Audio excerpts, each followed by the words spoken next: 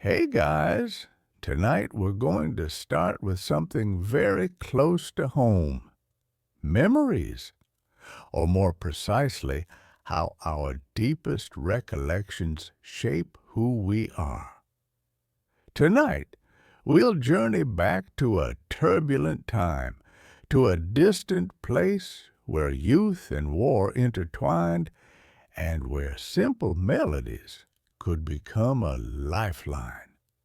So, before you get comfortable, please take a moment to like the video and subscribe to the channel, but only if you genuinely enjoy what I do here.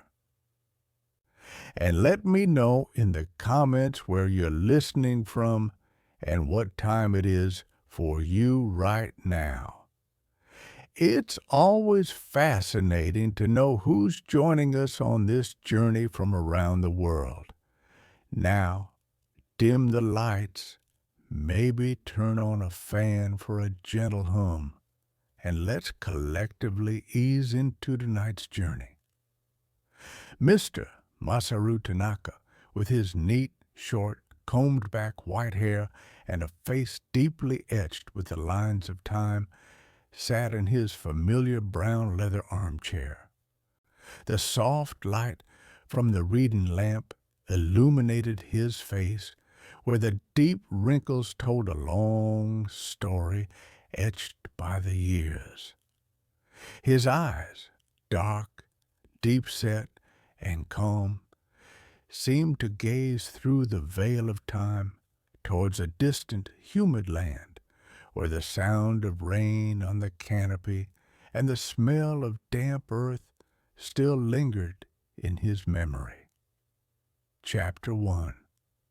The Endless Rainy Season. It was 69. His voice began, deep and steady, like the consistent drumming of rain on a rooftop.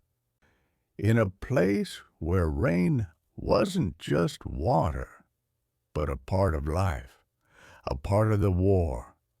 It seeped into everything, into clothes, into the ground, and into the soul of every soldier. Frank Davies, then a young corporal, had just set foot in Vietnam.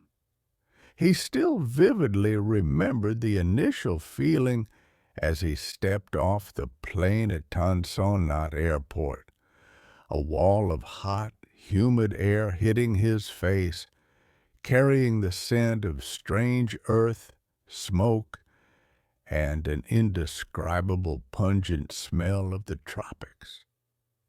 The air was thick and sticky on his skin, making every breath heavy, but what he could never forget was the rain. The rain here was unlike the rain back home in Ohio. It wasn't just sudden downpours, but persistent, relentless storms that could last for hours, even days, turning the entire jungle into a gigantic bathtub. It wasn't just rain, you see, Mr. Masaru recounted, his voice as if savoring each drop of water. It was a thick curtain of water, obscuring everything, turning the jungle into a wet labyrinth, and its falling sound became the background noise for all our thoughts. Frank was an infantryman, part of the 25th Infantry Division, nicknamed Tropic Lightning. His duties included patrolling, securing supply routes, and occasionally participating in search and destroy missions. Every day was a battle against the environment. His clothes were never dry, his boots always caked with mud, and his skin was perpetually sticky. The smell of mildew, sweat, insect repellent, and decaying earth blended together, forming a distinctive scent of the battlefield that he would never forget. His M1 steel helmet became an indispensable companion. It not only protected his head from shrapnel or falling branches, but also served as a versatile container. In the rain, it was his only shelter, with water streaming from its brim down his face. In the sun, it was a bowl for collecting water, or sometimes a dipper for scooping water from a stream. He often kept a few small items inside his helmet beneath the liner: a yellowed family photo, a letter from his girlfriend back home, and a small, smooth pebble he had picked up in a stream during his first patrol.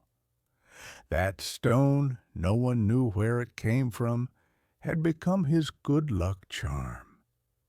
It was a small, cold, heavy object, but it brought a sense of solidity, a reminder of resilience amidst the chaos. The sound of rain on a steel helmet, Mr. Masaru said, it had its own rhythm. At first, it was a gentle patter. Then gradually it became a roar like a waterfall. It could calm fear, but it could also amplify loneliness.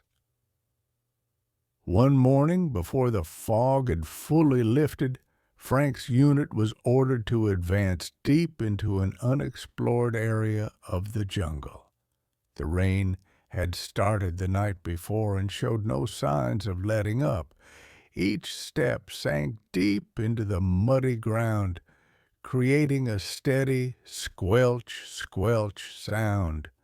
The gasping breaths of his comrades mingled with the sound of rain, the chirping of insects, and the rustling of leaves. Frank led the way, his eyes never leaving the shadows of trees and bushes. Every vine, every tree trunk could hide danger. He felt each heavy raindrop fall on his steel helmet, creating a steady sound like a drum beaten in his mind, a relentless rhythm. The men in the squad were silent. No one spoke a word, only nods or hand gestures. That silence wasn't peaceful, but one of maximum vigilance. Each man focused on his task, on every step, on every tiny sound. In the wet jungle, Billy, a 19-year-old from Kansas, walked right behind Frank. Billy was quiet, but his blue eyes always showed worry. He often fiddled with a small cross necklace around his neck and occasionally mentioned his mother's apple pie. Frank saw a reflection of Billy in himself, a young man thrust into a war they didn't understand, clinging to sweet memories from home. The smell of the jungle.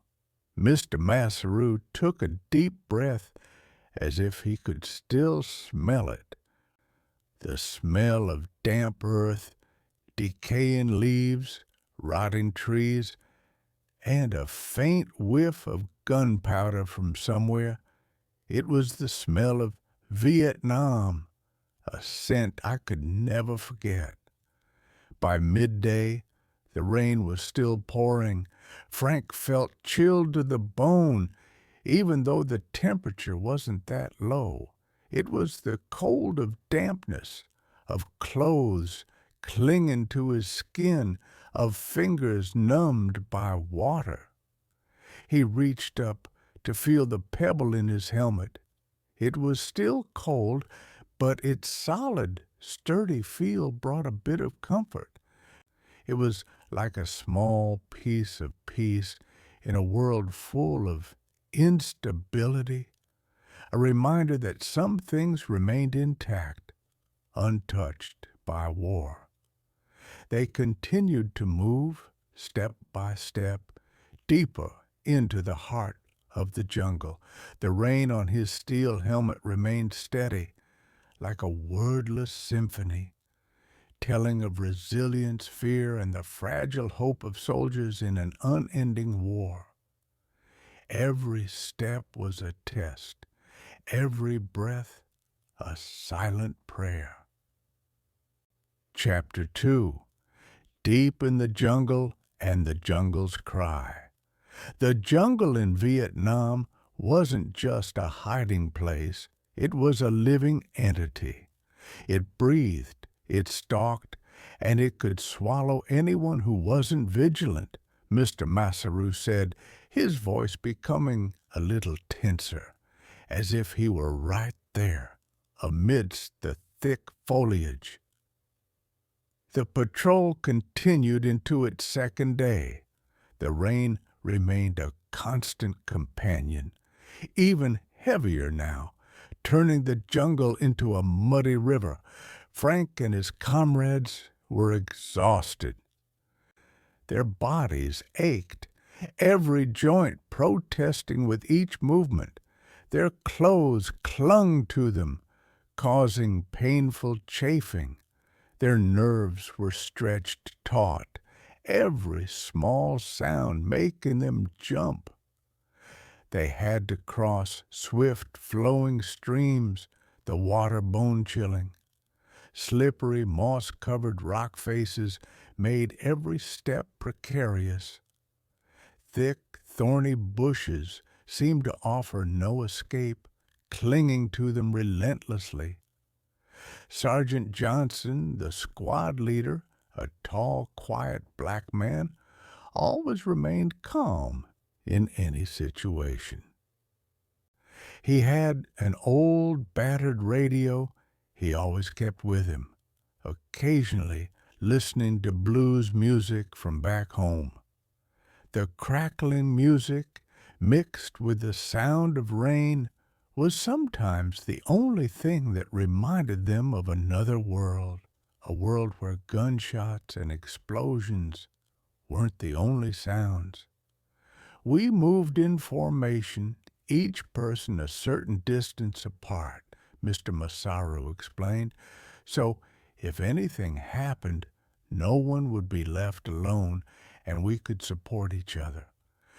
That was a survival rule in the jungle.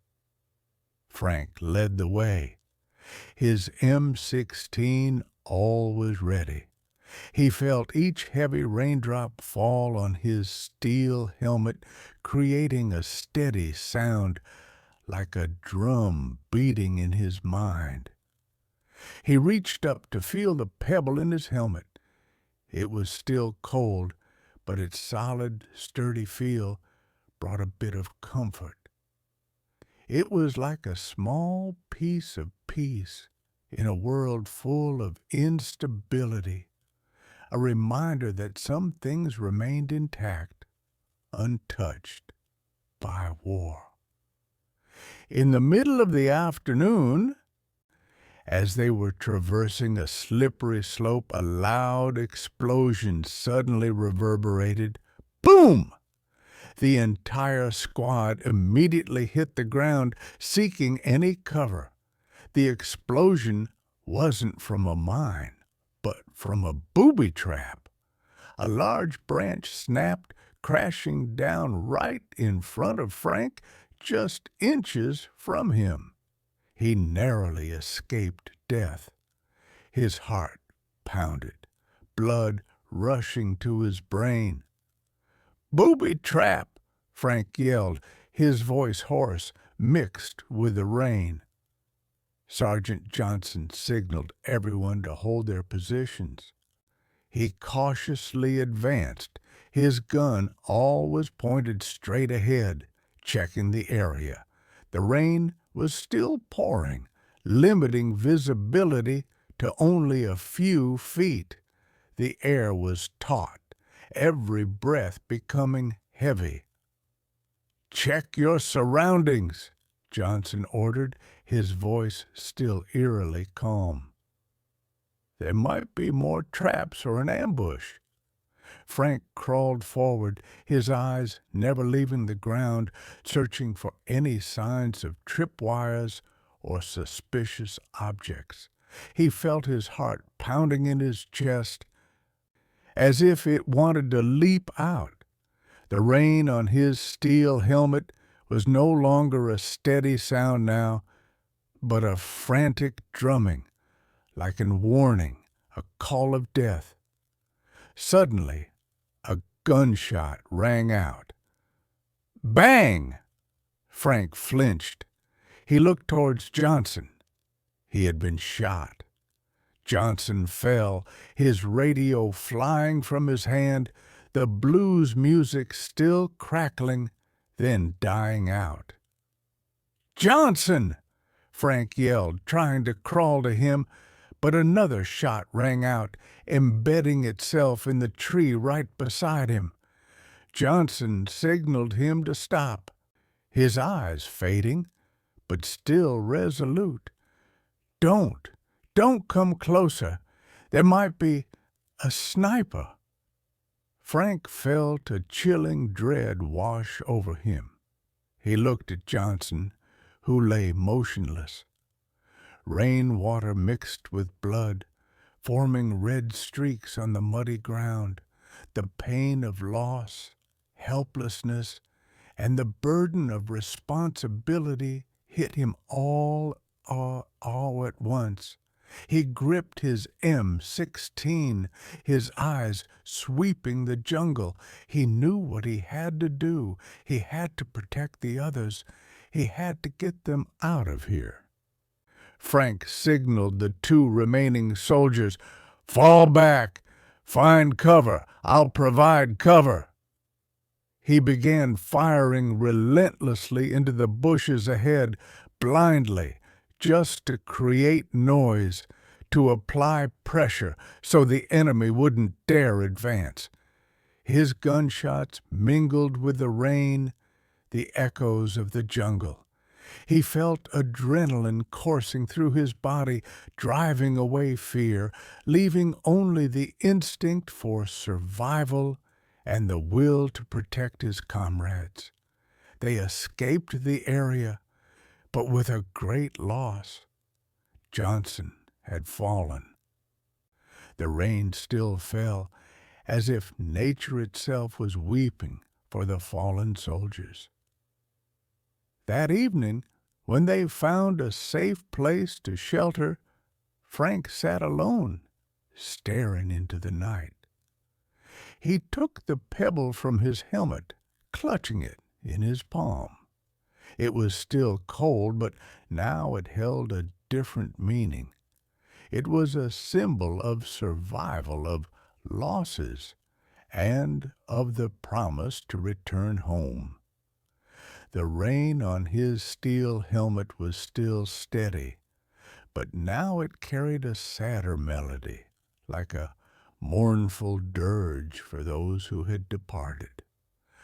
He wondered how many other soldiers were also listening to the rain on their steel helmets and carrying similar burdens.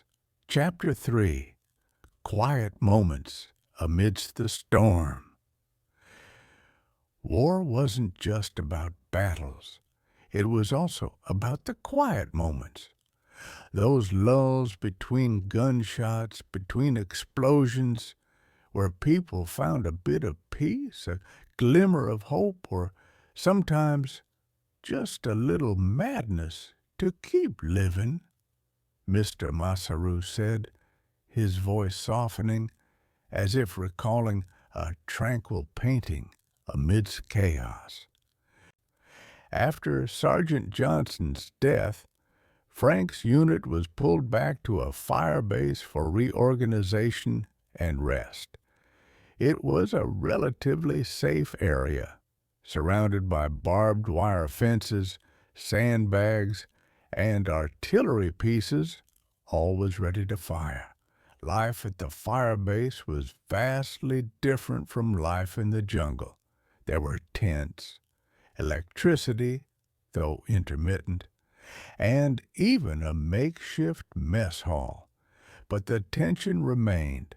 The sound of artillery firing, helicopters landing, and the radio constantly reporting the situation. Frank, now the squad leader, felt the weight of responsibility heavier than ever.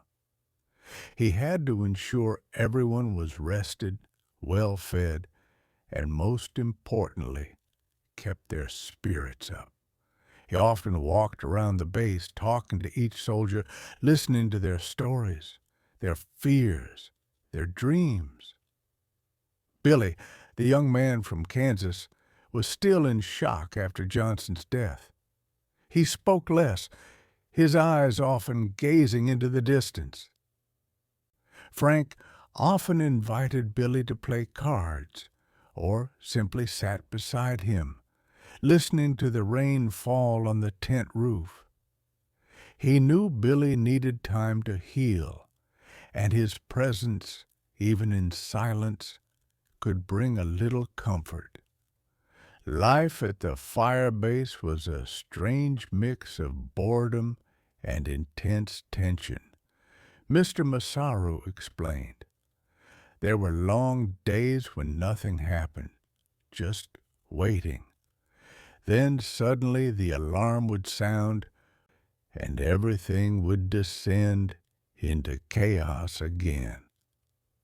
One of the most anticipated activities at the base was the outdoor movie nights. An old projector was placed on an ammo crate, and a white tarp was stretched out as a screen. Old Hollywood movies with scenes of peaceful life in America, happy families, and radiant smiles became a precious spiritual medicine. Frank remembered one time they showed a comedy.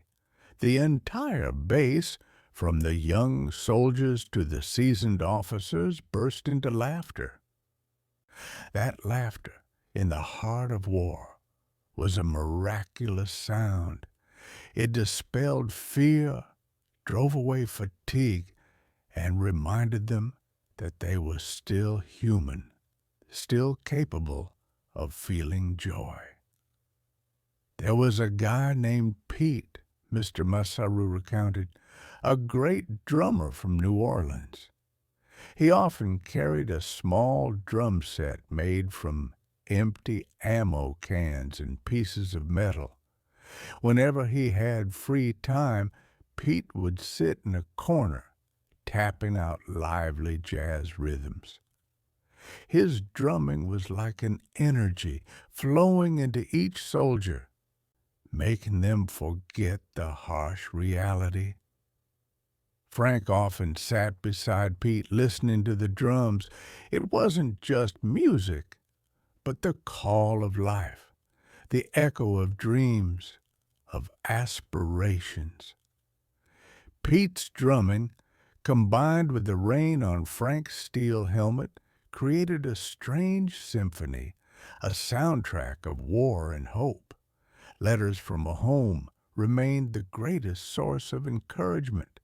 Frank often received small care packages from his mother, cookies, candy, and sometimes an old comic book. He shared them with Billy and the other soldiers. Those small gifts, carrying the scent of home, became priceless keepsakes, reminding them of another world, a world they were fighting to return to. We also often played cards, Mr. Masaru chuckled softly. Poker, blackjack, not for money, but for entertainment. The tense games, the laughter, the teasing. Those were the moments when we felt like normal young men, not war machines. These quiet moments amidst the storm, these rare, peaceful interludes became Frank's most precious memories of the war. They were proof that even in the harshest environments, people could still find joy, find connection, and find hope. The rain on his steel helmet remained steady, but now it carried a different rhythm, a rhythm of resilience, camaraderie, and valuable moments of peace in the heart of war. Chapter 4. Night Radio and Invisible Fear. Night in Vietnam wasn't just darkness, it was a living entity, an unseen stalker. And the radio, for a communication soldier like me, was the fragile thread connecting us to the world, and sometimes to our own fear, Mr. Masaru said, his voice dropping, as if whispering in the dark. After a few weeks at the fire base, Frank was transferred to official communications duty. His job was to maintain radio lines, decipher signals, and ensure smooth communication between units on the battlefield. This meant he often had to work night shifts, sitting alone in a small radio tent, with only the static of the machines and the dim light from the control panel. These night shifts were Frank's greatest challenge. Loneliness, silence, and an invisible fear crept into his mind. He had to remain vigilant, listening for every strange sound, every unusual signal. The rain on his steel helmet now was no longer a familiar sound, but a frantic drumming, like a warning, a call of death. There were nights, Mr. Masaru recalled, I felt like I was alone in a vast world, with only the radio as my companion. Every crackle, every Morse code message could bring important news or bad news. Frank often placed his steel helmet on the table next to the radio. The small pebble still lay in the helmet like a reassurance. He caressed it, feeling its coldness and solidity like a reminder of stability amidst the chaos. One night, while on duty, Frank heard a strange signal on the emergency frequency. It was a very fast, very urgent Morse code message. He immediately focused, trying to decipher it. The signal repeated, and this time he decoded it. Under attack. Need support. Position. Frank's heart pounded. He immediately reported to the officer on duty. The entire base instantly erupted into chaos. Alarms blared, artillery fired, helicopters took off. Frank sat there, listening to the radio, the voices of soldiers fighting, the voices of those crying for help. He felt helpless. He could only relay messages, not directly help them. There were times, Mr. Masaru said, I wished I could be there fighting with them, but my duty was here, to keep the communication lines open. Night shifts were also when Frank confronted his deepest fears. He remembered Johnson's death, remembered the faces of his fallen friends. He wondered, could he survive and return home? Could he forget what he had experienced? One morning, after a long night shift, Frank felt exhausted. He took off his headphones, turned off the radio. He looked out of the tent flap. The rain had stopped. Dawn light filtered through the leaves, creating shimmering streaks of light. He took off his steel helmet, placed it on his head. The rain on his steel helmet was no longer a frantic drumming. but a gentle sound, like the whisper of nature. He stepped outside, taking a deep breath. The air was fresh, carrying the scent of damp earth and plants. He looked up at the sky. The clouds still lingered, but on the horizon, an orange streak of light was gradually appearing. It was dawn, a new day, a new hope. Frank knew that the war was still ongoing, but he also knew that he had to keep fighting, not just for himself, but for his fallen friends and for those waiting for him back home. The night radio, the invisible fear, and the sound of rain on his steel helmet, all were part of his journey, a journey he would never forget. Chapter 5. The Riverine Path and the Pain of Loss. The legendary Mekong River. It was a lifeline, a pathway, and sometimes a haunting presence. It carried life, but it could also take everything away. Mr. Masaru recounted, his eyes seemingly seeing the surging river with its gentle ripples and mangrove forests on both banks. After months of patrolling in the jungle and radio duty at the base, Frank was transferred to a riverine patrol unit stationed on a small warship, a PBR patrol boat River. It was a huge change from the quiet, humid depths of the jungle. He moved to the noisy engine, the waves lapping against the hull, and the smell of mud and algae from the vast river. The cramped space of the boat, the familiar faces of the crew, and the constant movement on the water created a different, yet equally tense feeling.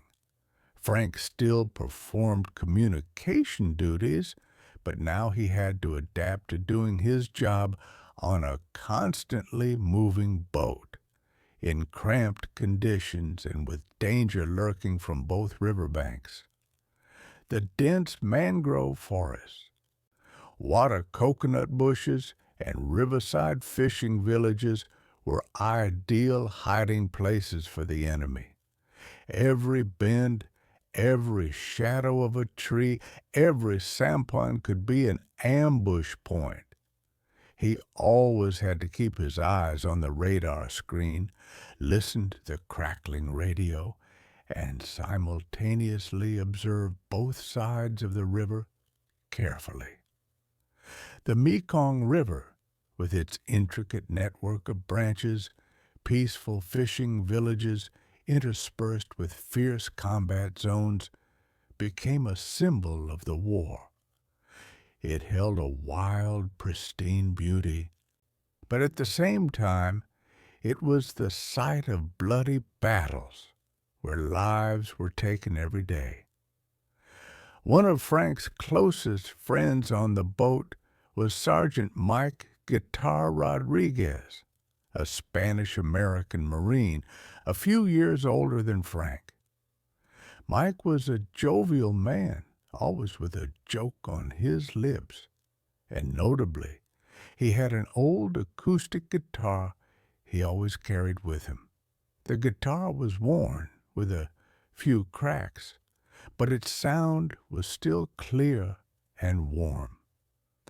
When not on duty, Mike would often sit on the boat's deck, gently strumming sad blues melodies or familiar country songs, Mr. Masaru recalled. His music was like a spell, chasing away worries, fears, and bringing a little peace in the heart of the war. It was the voice of an artist trapped on the battlefield.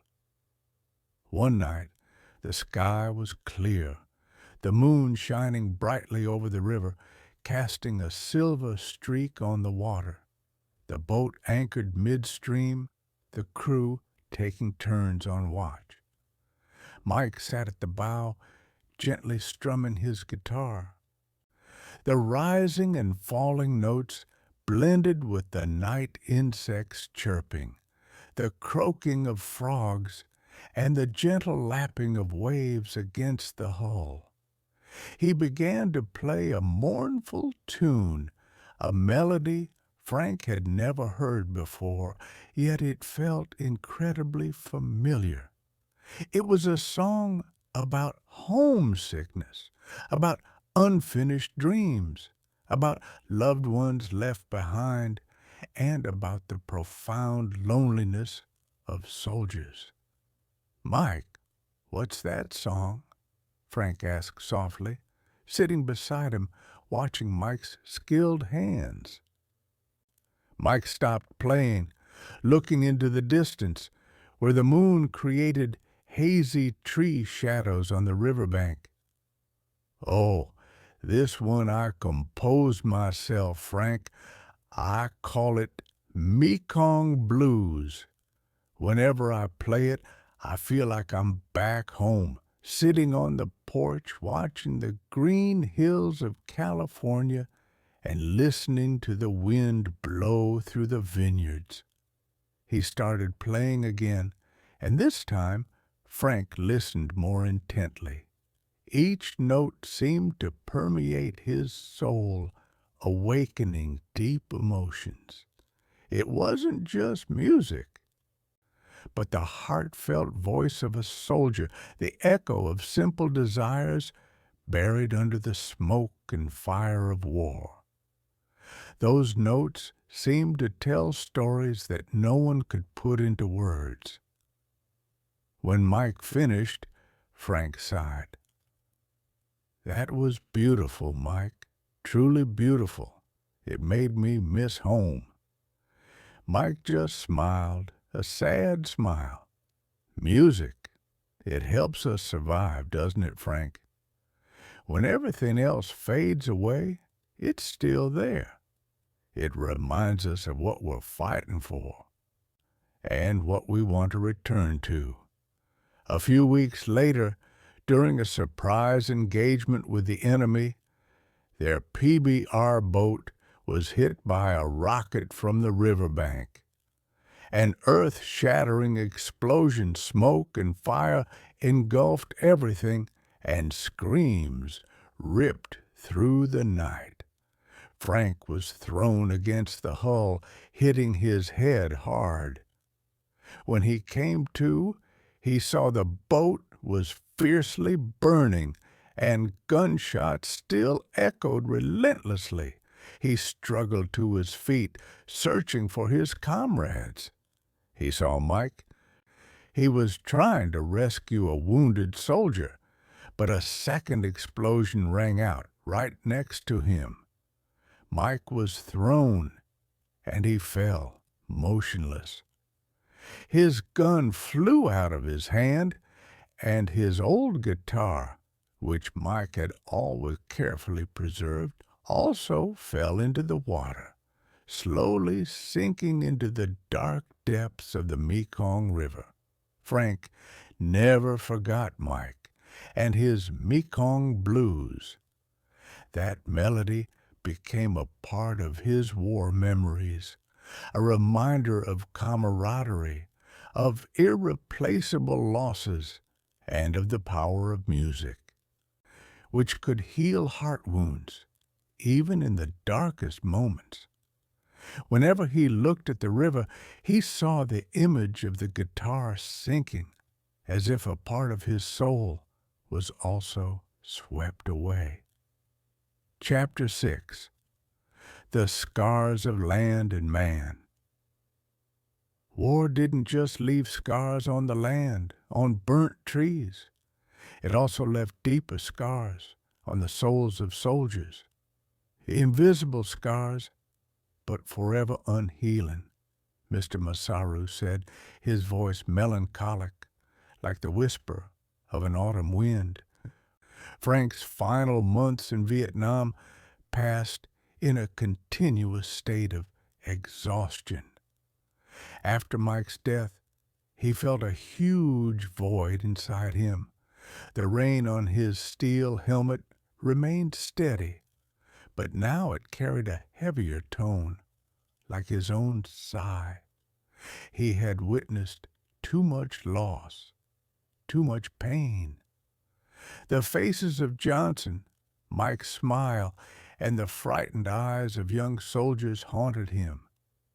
He began counting down the days, the hours, until he could return home. Each passing day was a release, but also a tension. He feared the worst would happen in the final moments. He became more withdrawn, his eyes often distant, as if seeing things others couldn't. There were times, Mr. Masaru recalled, I felt like a ghost, walking through the jungle between the tents. I didn't feel much anymore, except exhaustion and a yearning to go home. Frank still performed his duties professionally, but he felt a numbness in his soul. He no longer felt much fear, but instead a disturbing indifference. He had seen too much death, too much destruction, to the point where his emotions seemed to have run dry. He often sat alone, looking at his steel helmet. The scratches and dents on it were now not just memories, but scars. Scars of war, of pain, and of survival. The pebble in his helmet was still his good luck charm, but now it carried a heavier meaning. It was a symbol of what he had lost and what he had paid to survive. Letters from home still arrived, but they no longer brought the same joy. Frank read them, but he felt a detachment. He knew that the world at home had changed, and he had changed too. He wondered if he could ever reintegrate. Could he ever find his old self again? One thing war taught us, Mr. Masaru said, was separation. Separation between those who went and those who stayed. Separation between what we experienced and what others couldn't understand. Frank's last day in Vietnam finally arrived. He didn't feel the overwhelming joy he had expected. Instead, there was a strange emptiness. He bid farewell to his remaining comrades, the men he had faced life and death with. The goodbyes were brief, devoid of much emotion, but their eyes spoke volumes. As the helicopter took off, Frank looked down at the jungle below. The rain was still falling. The jungle remained dark green, mysterious, and full of scars. He knew he would never forget this place. The place that had changed his life forever. On the flight home, Frank sat in silence, looking out the window. He didn't talk to anyone. He felt an overwhelming fatigue wash over him, a fatigue not just physical, but mental. He wondered, could he find peace? Could he heal those invisible scars? The sound of rain on his steel helmet now was no longer the sound of war.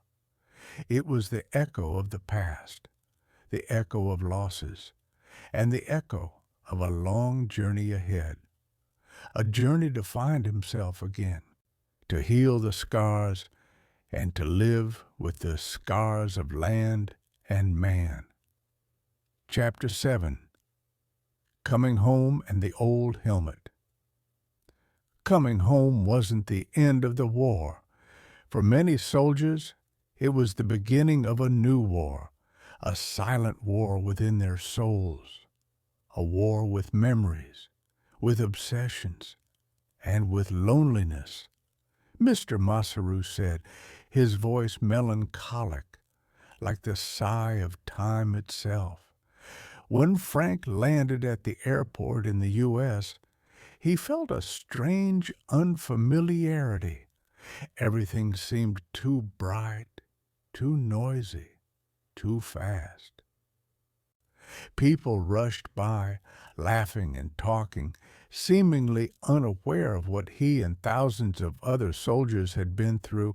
He didn't see understanding in their eyes, only curiosity or indifference. He returned home. His family welcomed him with open arms. His mother hugged him tightly, tears welling in her eyes. His father patted his shoulder, his eyes filled with pride. His girlfriend, now his fiancée, looked at him with loving and worried eyes. But Frank felt an invisible wall separating him from them. He couldn't share what he had seen, heard, done. He couldn't talk about the smell of death, about the screams, about the profound fear. He tried to reintegrate into daily life.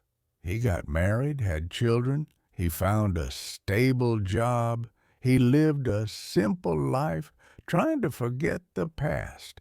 His steel helmet was stored in an old box, deep in his closet, covered in dust.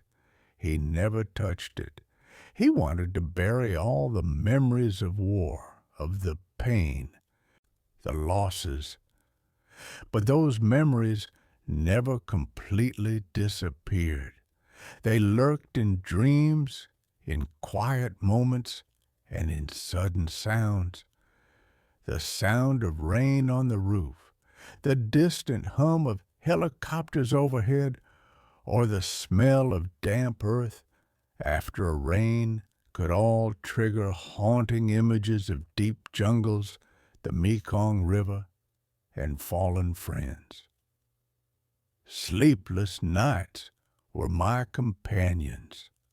Mr. Masaru said, I often lay awake, staring at the ceiling, and images from the battlefield kept appearing. Gunshots, explosions, screams, all were as vivid as if they had happened yesterday. Frank often woke up in the middle of the night, drenched in sweat, his heart pounding. He didn't dare tell his wife about those dreams. He was afraid she would worry, would not understand.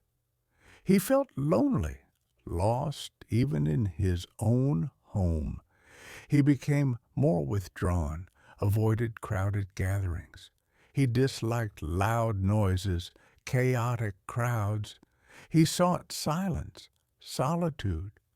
He spent a lot of time alone, sitting in his garden, watching the leaves fall or simply looking out the window. Years passed. Frank became an older man, his hair white, his face deeply lined. One day, while cleaning out his storage room, he accidentally found the old box containing his steel helmet. He hesitated for a moment, then slowly opened it. The helmet was still there, old, faded, with deep scratches and dents. The smell of mildew and old metal wafted into his nostrils, triggering a flood of memories. He took it out, holding it in his palm. It was still heavy, still cold, but now it no longer carried fear. He took the pebble out of the helmet. It was still smooth, still cold. He clenched it in his palm. He remembered Johnson, remembered the crackling blues music from his radio, remembered Billy, with his longing for his mother's apple pie, remembered Mike, with his guitar and his Mekong Blues, remembered all the fallen soldiers, those he couldn't protect, and those who survived, carrying invisible scars. I realized that, Mr. Masaru said, his voice warm. I couldn't run from the past. I had to face it, accept it, and find a way to live with it. That steel helmet, it wasn't just a souvenir. It was a part of me, a part of my story. It was a witness to what I had been through. That was a turning point. Frank knew he couldn't continue living in silence and solitude anymore. He needed to find a way to heal, to find himself again. The old steel helmet, seemingly just an inanimate object, became a doorway to a new journey, a journey of seeking peace and connection. Chapter 8. Healing Melodies and Community. The healing process isn't a straight line. It's a winding path full of challenges, but also full of hope. And sometimes we find healing in the most unexpected places, in melodies, in shared stories, and in the embrace of community. Mr. Masaru said, his voice warmer, like the sound of sunshine after rain. After finding his old steel helmet, Frank knew he had to do something. He couldn't continue living in silence and solitude anymore. He started looking for local veteran support groups. For the first time, he sat in a room with men and women who bore similar scars. They came from different wars, from different cultures, but they all had one thing in common. They had experienced things no one else could understand. Frank began to talk, sharing his stories, the things he had kept locked away for decades. He talked about the rain on his steel helmet, about Johnson's death, about Mike and his Mekong Blues. He talked about sleepless nights on radio duty, about invisible fear. For the first time in years, he felt heard, understood, accepted. He was no longer alone. Tears fell, not from sadness, but from release. There's a magic in sharing your story, Mr. Masaru said. It doesn't erase the pain, but it transforms the pain into a part of the healing process. It turns scars into evidence of resilience. In the support group, Frank met John, an elderly man with white hair who had been a medic in the Korean War. John was quiet, but his eyes always held understanding. He often carried a small drum set made from simple materials, and whenever he had time, he would gently tap out slow rhythms, seemingly a Native American drum beat. John's drumming wasn't loud or frantic. It was a steady rhythm like a beating heart, an echo of Mother Earth. It didn't try to erase the past, but rather to accept it, embrace it, and slowly let go of the burdens. Frank often sat beside John, listening to the drums. It wasn't just music, but the call of life, the echo of dreams, of aspirations. John said this drumming helped soothe the soul, Mr. Masaru recounted, bringing lost souls home, and I believe that. Each beat was like a whisper, a comfort, a reminder that we weren't alone. Frank also found a new joy, gardening. He spent hours in his small garden, tending to plants, working the soil. Whenever it rained, he would sit on his porch, listening to the rain fall on the tin roof, on the leaves of the trees. The rain was still steady, but now it was no longer the frantic drumming of war, but a peaceful melody, a whisper of nature, a sound of life and rebirth. He felt a deep connection to the land, to nature, as a way to find balance in his soul. He began sharing his stories with his family, with his wife and children. For the first time, he told them about what he had experienced, about his lost friends, about his fears. His wife listened with patience and boundless love. His children looked at him with understanding eyes, no longer curious or distant as before. The sharing broke down the invisible wall between him and his family. Frank also started participating in community activities. He volunteered to help other veterans, those who were struggling to reintegrate. He told them his stories, listened to theirs. He knew that by helping others, he was also helping himself. The healing process is a long journey, Mr. Masaru said. It never fully ends, but we learn to live with the scars. We learn to find joy, to find hope, even in the most difficult moments. One afternoon, after the rain had just stopped, Frank sat in his garden watching the raindrops still clinging to the leaves. He took the steel helmet out of the box, placing it on the table. He put the pebble inside the helmet next to the family photo. He no longer feared the memories.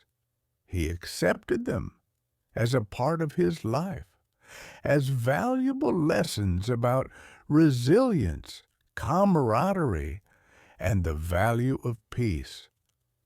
He closed his eyes, listening to the rain. The rain on his steel helmet now was no longer the echo of war. It was the echo of peace, of acceptance, and of hope. It was a reminder that no matter how many storms life brings, we can still find comfort, find connection, and find our way back home. Mr. Masaru gently stroked his white hair, his eyes still calm and deep. Placing his hand on the old book, he closed his eyes, a gentle smile on his lips, as if he himself was drifting into memories, peaceful dreams enveloped by the sound of rain and healed recollections. Chapter 9. Echoes from the Past and a New Dawn. Time passes, but the echoes from the past remain, never fully disappearing. They are a part of us, shaping who we are. And what's important is how we listen to those echoes and turn them into strength to move forward. Mr. Masaru said, his voice now full of contemplation, like a philosopher who has experienced many ups and downs. Many more years passed. Frank Davies, now a man in his 70s, still lived a simple yet extraordinary life. He had found peace, not by forgetting the past, but by accepting it and making it a part of his life story. The old steel helmet still sat on his desk, not as a war souvenir, but as a symbol of resilience and a healing journey. The small pebble still lay in the helmet, smooth and cold, but now it held a deeper meaning than ever before. Frank often spent his mornings in his garden where the flowers he planted bloomed brightly. He liked to sit on his old wooden chair, close his eyes, listening to the wind rustle through the leaves and the chirping of birds. Sometimes a sudden downpour would arrive, and he would listen to the rain fall on the porch roof, the rain on the leaves. The rain was still steady, but now it no longer carried fear or haunting memories, but a peaceful melody, a whisper of nature. Every raindrop, Mr. Masaru said, is like a reminder of life, of continuity. It washes away dirt, freshens everything, and brings a feeling of purity, as if my soul is also cleansed. Frank continued to attend veteran support groups. He was not only a listener, but also a storyteller. He shared his experiences, the lessons he had learned from the war. He talked about the importance of seeking help, of sharing pain, and of accepting the past. His stories, full of truth and emotion, touched the hearts of many, helping them find their own path to healing. John, his old friend with a healing drum, remained a close companion to Frank. They often met, chatted together, and listened to the drum together. John's drumming, combined with the rain on Frank's steel helmet, created a strange symphony, a soundtrack of war, healing, and hope. John's drumming, Mr. Masaru recounted, wasn't just music. It was the call of ancestors, the call of Mother Earth, the call of peace. It reminded us that we were part of something greater than ourselves. Frank also spent a lot of time with his family. He told his grandchildren his stories, not to sow hatred or fear, but to teach them the value of peace, of friendship, of resilience, and of the importance of cherishing every moment in life. He showed his grandchildren the old steel helmet, the small pebble, and the yellowed family photo. These keepsakes were not just inanimate objects, but living stories, precious lessons passed down from generation to generation. One morning, as Frank sat in his garden, watching the dawn light filter through the leaves, he felt a deep sense of peace. He was no longer haunted by the past. He had learned to live with it, accept it, and make it a part of who he was.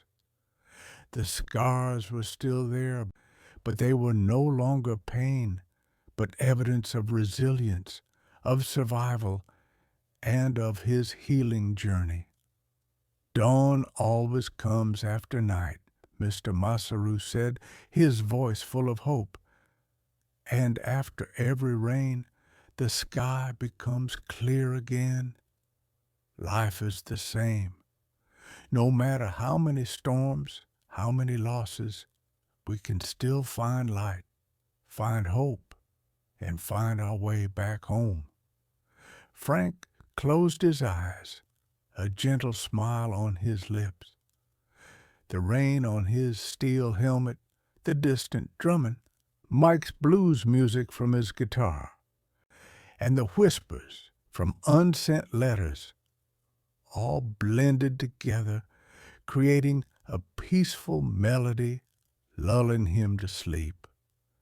He knew that no matter how many challenges life brought, he would continue to live, continue to fight, and continue to seek peace day by day. Mr. Masaru gently stroked his white hair, his eyes still calm and deep. Placing his hand on the old book, he closed his eyes, a gentle smile on his lips, as if he himself was drifting into memories, peaceful dreams, enveloped by the sound of rain and healed recollections. Chapter 10. Unsent Letters and a Promise to the Future. There are words never spoken, letters never sent, but they live on in our minds like silent promises, reminding us of what was lost and what we can still do, Mr. Masaru said, his voice pensive, as if reading an old diary entry. In the years after the war, as Frank struggled with haunting memories and loneliness, he developed a secret habit. Whenever the pain became too much to bear, he would sit down, take a pen and paper, and write. He wrote letters, unsent letters. He wrote to Johnson, telling him what had happened after he fell. He wrote to Mike, telling him about life in America, about new songs he heard, and about how he had tried to learn to play the guitar. He wrote to Billy, telling him about his mother's apple pie and about how he had returned home safely. These letters were never sent. They were kept in a separate box next to his steel helmet. They were where Frank unburdened himself of the heavy weight he couldn't share with anyone else. They were where he confronted his pain, his regrets, and his unanswered questions. Each letter was a silent conversation with the past, Mr. Masaru explained. It was a way to keep my friends alive in memory, so they would never be forgotten. Frank remembered a letter he wrote to Mike on a stormy night in Ohio. He recounted how he had tried to play Mekong Blues, but could never produce the authentic sound Mike did. He wrote about missing Mike's guitar playing, the music that had soothed his soul on the battlefield. He also wrote about buying a new guitar and how he was learning to play country songs Mike used to like. It was a silent promise, a way for him to keep Mike's spirit alive. These letters were also where Frank confronted the larger questions about the war. He wrote about the senselessness of violence, about the lives lost, about broken families. He wrote about the lessons he had learned, about the value of peace, about camaraderie, and about the preciousness of every moment in life. Gradually, those unsent letters became a part of Frank's healing process. They helped him organize his jumbled thoughts and emotions. They helped him accept the past, not by forgetting it, but by understanding it more deeply. "I don't write letters often anymore," Mr. Masaru said, "but whenever I look at that box, I know those stories are still there. My friends are still there, living on in my memory." As Frank grew older, he no longer felt the need to write those letters. He had found peace. He had learned to share his story with others, with his family, with the veteran community. The unsent letters had fulfilled their mission. They had helped him through the toughest years. And now they were a part of his personal history, a testament to his resilient journey. He often sat in his garden watching his grandchildren play, They were carefree, happy, knowing nothing of war, of the pain their grandfather had endured. Frank felt a profound peace. He knew that by living a meaningful life, by sharing his lessons, he was contributing to building a better future for them. "I can't change the past," Mr. Masaru said, his voice full of acceptance. "But I can change how I live with it. I can turn scars into stories, losses into lessons, and memories into strength to inspire the next generation." One evening, as the moon shone brightly in the sky, Frank sat on his porch, looking at the sparkling stars. He took out his steel helmet, placing it in his palm. He took out the pebble, placing it in his palm. He felt its coldness and solidity.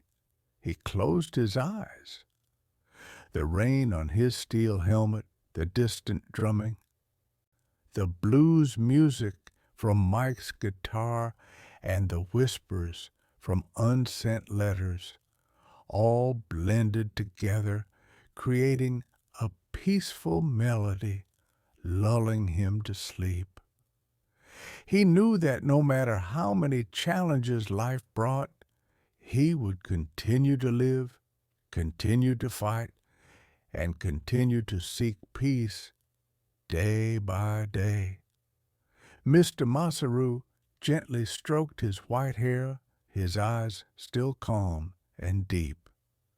Placing his hand on the old book, he closed his eyes, a gentle smile on his lips, as if he himself was drifting into memories, peaceful dreams, enveloped by the sound of rain and healed recollections.